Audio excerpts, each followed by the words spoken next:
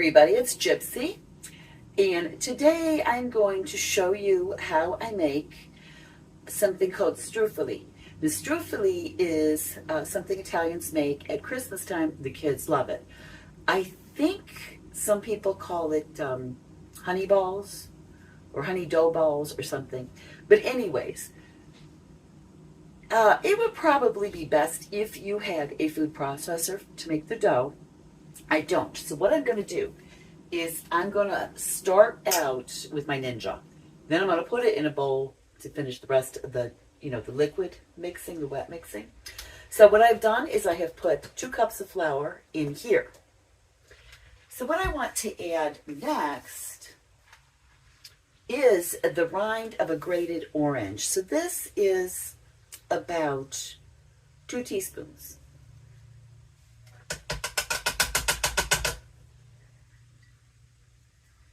My family, use my hands.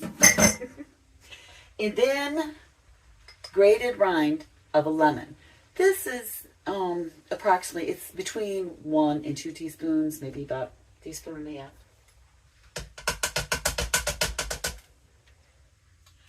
So basically I'm putting in all my dry ingredients. Okay, so now in here I have 3 tablespoons of sugar. Yes, tablespoons. A half a teaspoon of salt, and I believe a 1/4 teaspoon of baking powder. So I'm going to add all this in here. Put my lid on. Gonna probably have to go off camera here a little bit because there's not enough outlets in this kitchen. So I'm just gonna make sure it's mixed. Okay, so next, I had cut up 2 tablespoons of butter into little cubes. So now I'm gonna add that in.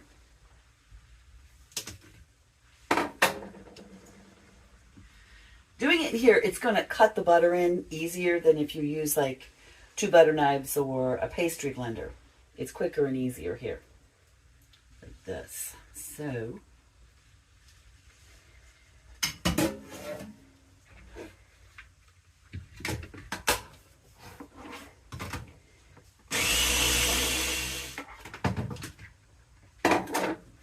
okay, I would say my butter's cut into here.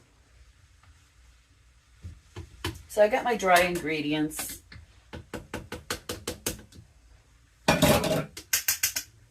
Mixed in all nice. So, what I'm going to do next is I'm going to add my wet ingredients. Okay. So I'm just going to dump all my dry ingredients in here now. This is just great for, cutting in the butter, which takes a bit. So I'm going to add in 1 teaspoon of vanilla extract.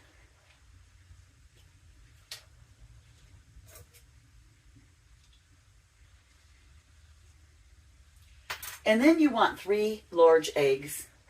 I'm going to add those in now. Now I'm just going to mix it up with a spoon or a whisk you could use. You could use your mixer, or if you have a food processor, continue on with that. My Ninja cannot handle making dough after this point. I think it would just overheat and burn up. So I'm just going to mix this around. I did read that there is one Italian family, I've never heard this before, they make this for Easter. Everyone else I know, this is a Christmas thing. Now at Easter we do have something else we make in my family. I don't know what other families call it. We call it pastoria. Basically means pastry. And it's Easter bread, and we put an egg on top for decoration, the hard-boiled egg. So I think when spring comes around, I may show you guys how I make that. My mother made the best. My mother was a very good cook. I know. I'm reminiscing here. My mother just died on December 8th. So, I've been going down memory lane a lot. Okay, now, it is kind of coming together here. So I'm going to see if I can get it to mix a little more. If I can't, I'm going to use my grandma's method, my hands. Yeah, I think I'm going to roll up my sleeves. Use my hands.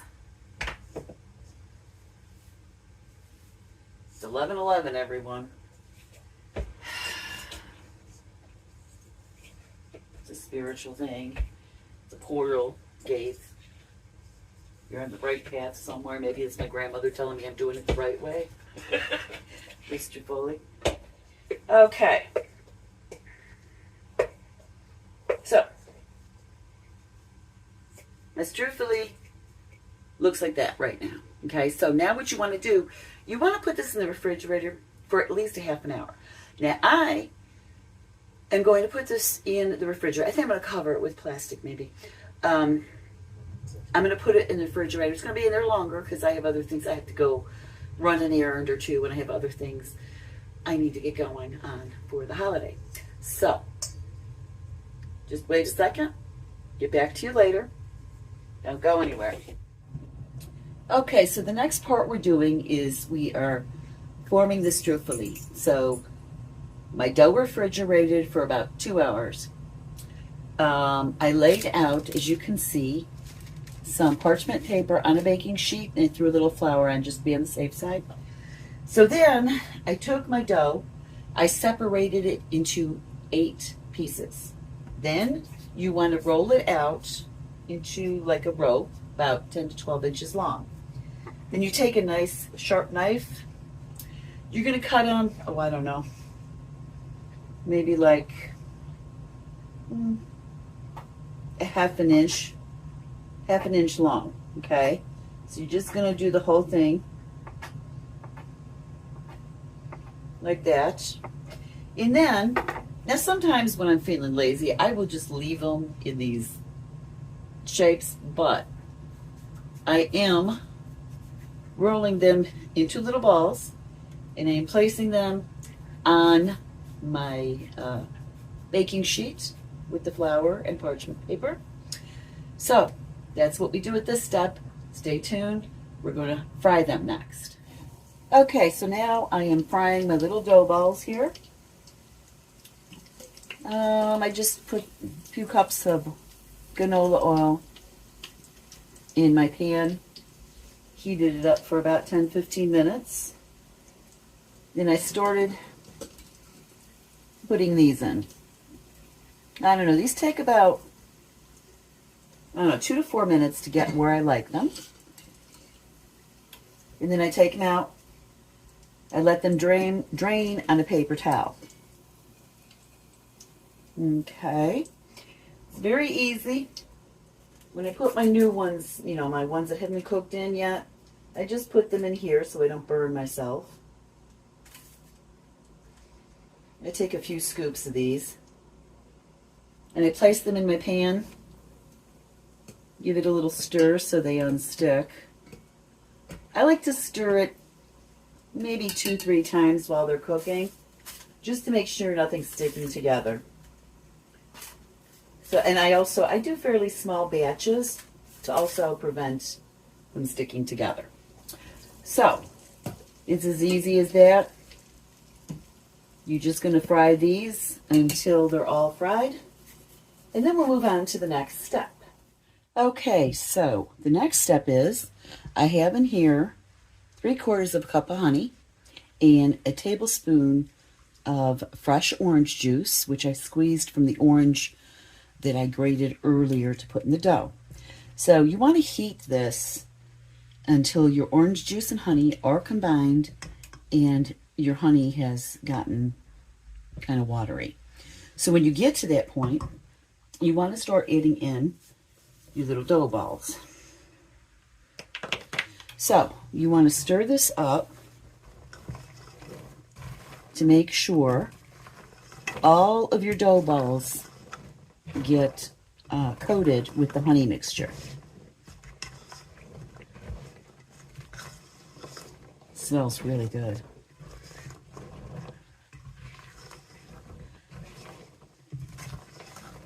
Okay. Looks like they're all pretty much coated. Now, what we're going to do next, I'm going to turn off the heat. I'm going to remove this from the heat, and I'm going to let this cool for a while. So, just to get it to thicken up a bit as it cools and I can work with it, I will show you what we're going to do next. I like this part. It's going to come out looking really pretty. You want to get yourself a nice, this like a charger or a platter or something. And then you want to find yourself a glass. Okay? So, next, you want to spray your glass to, you know, keep the stickiness off. You're going to set that in the middle of your platter. Let's see. Okay, so then, when you get yourself a nice big spoon or something, and you're going to start piling your struffoli around the glass in order to form a wreath.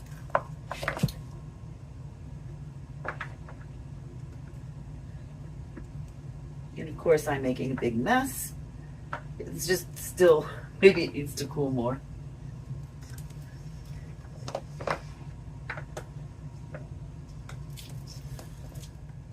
Yeah, I'm a little crooked here with my wreath. All right, let me see if I can get this centered better.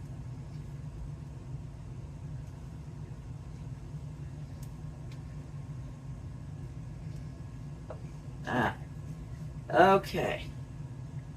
My great nephew's gonna love this. I used to make this for my boys when they were young. And I would make a big batch, maybe a week before Christmas, and I would set it on the table. And you could just pick at it that long. I mean, it's not gonna go bad or anything. So we would just pick on it. They always loved it. And so now I haven't made it in several years because I was living on the road. And you know, my boys, well, my oldest, he died when he was 26. That was 9.5 years ago. And then my younger son, he's 25. And I just haven't made it in a long time because while I was living on the road and my kids, you know, no more little ones. But now I've got a great nephew. So I thought, oh, he'll like this.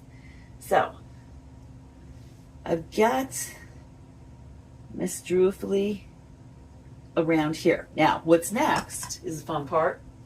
You want to take like candy sprinkles and sprinkle it all around. Now, one year when my boys were kids, I was able to find Christmas color sprinkle candies. And I have not been able to find the Christmas color since. So it's been about, oh, I don't know, 20 some years. I like to be very liberal here with this. Put a lot of these on. The more the merrier. Okay. Then I'm going to put, I don't know what these are. The bigger candies. I'm going to put these, sprinkle these on. Whoops. There we go. I want to spread them out a little bit more. I'm not doing such a good job here with this. Okay, now, what you want to do after you put your candies on is you want to wait, oh, I don't know, 10, 15 minutes with the glass in here. And then you're going to remove your glass and you have a nice wreath. Okay, so I'm going to give it a minute and I will show you what it looks like afterwards. Okay, so I let it set and I removed the glass.